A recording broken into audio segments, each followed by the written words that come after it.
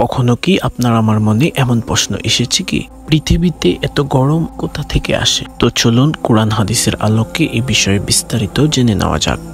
অতিরিক্ত শীত ও গরম পড়ার কারণ ব্যাখ্যা করলে দেখা যায় এসব প্রাকৃতিক পরিবেশ ও আবহাওয়ার পেছনে আল্লাহর ইচ্ছা, হিকমত ও পরীক্ষা বিদ্যমান। কিছু হাদিসে অতিরিক্ত গরম ও শীতের পেছনে জাহান্নামের প্রভাবের কথাও বলা হয়েছে।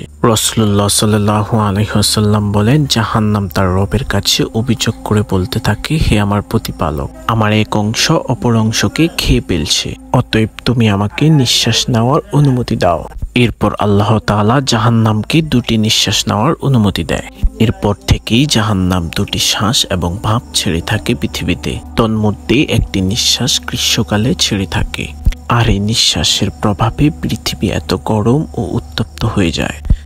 দ্বিতীয় নিঃশ্বাসটি শীতকালে ছাড়ে, যে নিঃশ্বাসের ফলে পৃথিবীতে এত প্রচণ্ড ঠান্ডা পড়ে থাকে। পবিত্র কোরআনে আল্লাহ তাআলা বলেন, আর নিশ্চয়ই আমি তোমাদেরকে ভয়, ক্ষুধা, ধন সম্পদ, প্রাণ ও ফল ফসলের কিছু ক্ষতিতে পরীক্ষা করব।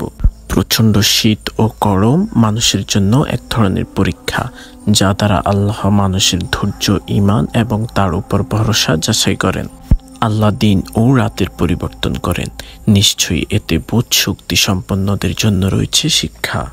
আবহাওয়া পরিবর্তন আল্লাহর কুদরতের নিদর্শন। গ্রীষ্ম, শীত, বসন্ত ও শরৎ সবই আল্লাহর সৃষ্টি এবং এতে মানুষের জন্য শিক্ষা ও উপলব্ধি রয়েছে। সো ভিউয়ার্স, অবশেষে আপনারা বুঝতে পেরেছেন পৃথিবীতে অতিরিক্ত গরম ও শীত পড়ার কারণ কি।